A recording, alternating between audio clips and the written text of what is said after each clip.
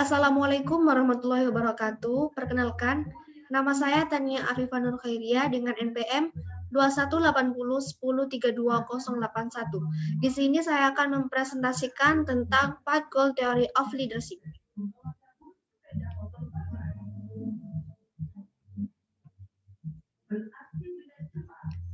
Empat Goal Leadership Theory paling tepat dideskripsikan sebagai suatu proses pemimpin memilih suatu gaya kepemimpinan tertentu berdasarkan kebutuhan pekerja dan lingkungan kerja, sehingga pemimpin dapat membawa pekerja menuju tujuan yang diharapkan. Nothouse 2013. Empat Goal Theory dari kepemimpinan telah dikembangkan untuk menjelaskan bagaimana perilaku seorang pemimpin mempengaruhi kepuasan dan kinerja bawahannya.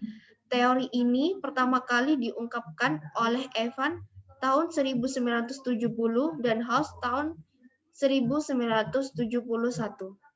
House memformulasikan teori ini dengan versi yang lebih teliti dengan menyertakan variabel situasional. Teori tersebut semakin dimurnikan oleh beberapa penulis seperti Evan pada tahun 1974, House dan Dessler pada tahun 1974, House dan Michel pada tahun 1974, dan House pada tahun 1996. Konsep Path Goal Theory of Leadership. Dasar dari Path Goal adalah teori motivasi ekspektasi.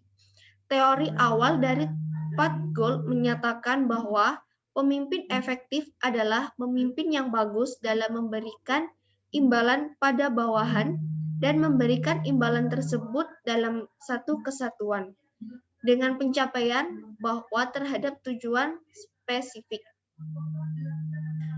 Perkembangan awal teori Path Goal menyebutkan 4 gaya perilaku spesifik dari seorang pemimpin meliputi direktif, suportif, partisipatif, dan berorientasi pencapaian, dan 3 sikap bawahan meliputi kepuasan kerja, penerapan terhadap pimpinan, dan harapan mengenai hubungan antara usaha, kinerja, dan imbalan.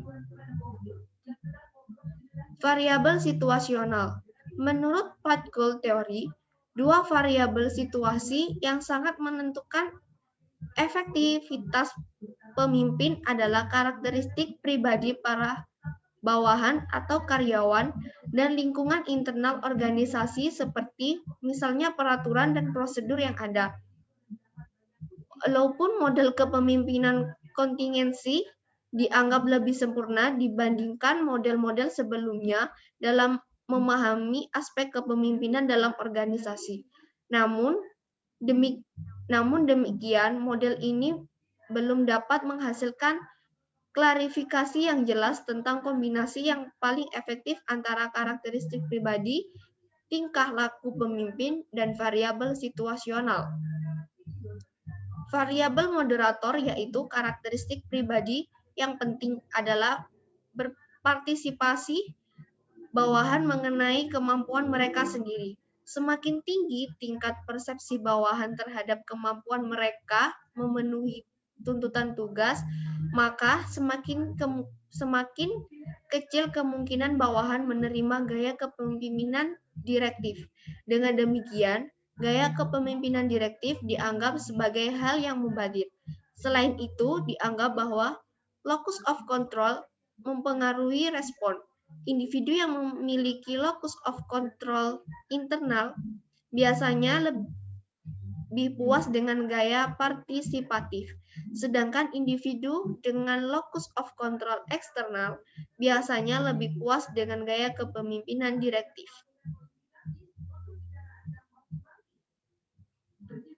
Penelitian mengenai teori Path Goal dan kritik. Beberapa kekurangan yang dimiliki oleh teori ini seperti dijelaskan oleh Yuki pada tahun 2005. Antara lain, penggunaan teori harapan sebagai dasar utama untuk menjelaskan pengaruh pemimpin.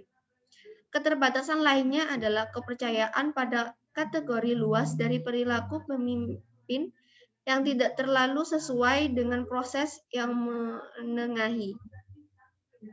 Lebih mudah membuat hubungan antara perilaku pemimpin dengan motivasi bawahan dengan menggunakan perilaku khusus seperti menjernihkan harapan peran, mengakui keberhasilan, memberikan penghargaan yang berhubungan, membuat model perilaku agar mudah ditiru oleh bawahan, dan menyampaikan harapan yang tinggi tentang kinerja bawahan. Dalam Yuki tahun 2005. Meski dalam revisi terbarunya, House pada tahun 1996 menambahkan beberapa perilaku khusus dalam upayanya untuk memperbaiki keterbatasan ini. Namun, teori ini terus memperlakukan setiap perilaku kepemimpinan secara terpisah, tanpa membahas mengenai kemungkinan interaksi antar perilaku atau interaksi dengan lebih dari satu jenis variabel situasional.